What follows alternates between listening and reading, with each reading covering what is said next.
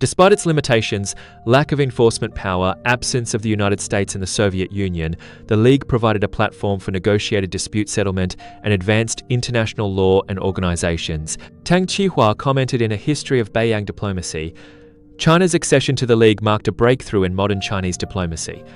IT signaled China's emergence from passive victimhood to participate in international affairs as an equal, laying the foundation for subsequent diplomatic struggles and sovereignty defense.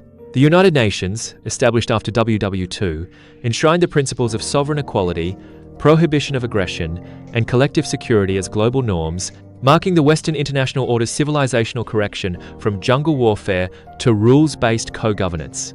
For its vital contribution to the anti-fascist war, China became a permanent member of the UN Security Council, completing its transformation from passive victim to architect of the international order. Fairbank observed in the United States and China, China's rise to UN Security Council permanent membership was both a strategic reward for its resistance war and an inevitable outcome of the Western international order's civilizational correction. It marked China's return to great power status, granting it a decisive voice in global affairs.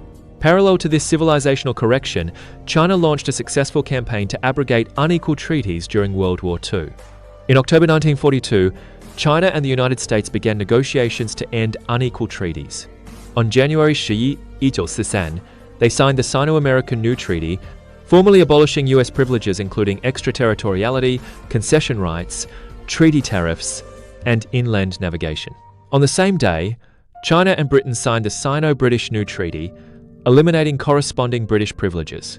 France, Belgium, the Netherlands, and other countries subsequently signed new treaties with China, relinquishing their unequal privileges. Tang Qihua commented, "This treaty abrogation marked the basic collapse of the century-old unequal treaty system since the late Qing, restoring China's full sovereign symbolism. It was the fruit of long-term Chinese resistance, a reflection of China's elevated strategic status in the anti-fascist war, and a concrete manifestation of the Western international order's shift towards sovereign equality and anti-colonialism."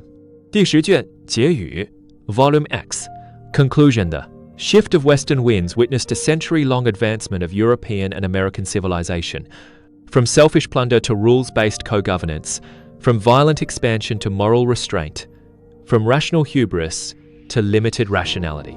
The diverse civilizational faces of Britain, France, Germany, Russia, the United States, and Japan together formed the Western world confronting modern China.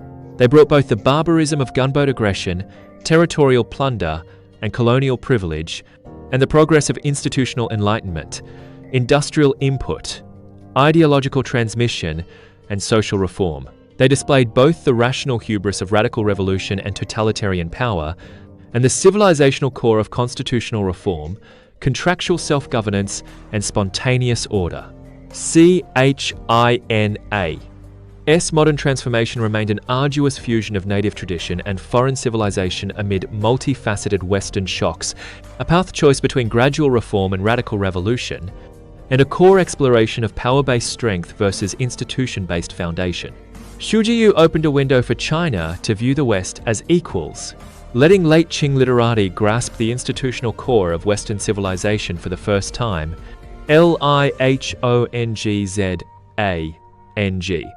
The shocker reflections at the European tour to the self-strengthening movement. So material learning to institutional exploration, Protestant missionaries softly transmitted the progressive core of Western civilization, nurturing generations of elites with Sino-Western vision. The gradual reform of Yang Du and Zhang Jian and the radical revolution of Sun Yat-sen represented divergent elite responses to Western civilization.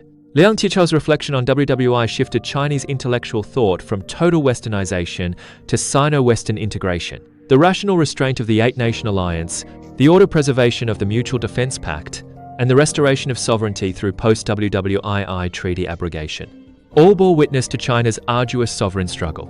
From the century-long legacy of social Darwinism to the misapplied practice of Keynesianism, from the import of Leninist parties and planned economics to the intellectual reflection of Scottish conservatism, every facet of Western civilization left a deep imprint on China. Japan's militarism, Soviet-Russian geopolitical expansion and institutional export, America's moderate contractualism and sovereign equality, and Britain's constitutional reform and civilizational DNA together shaped China's diverse modernization paths.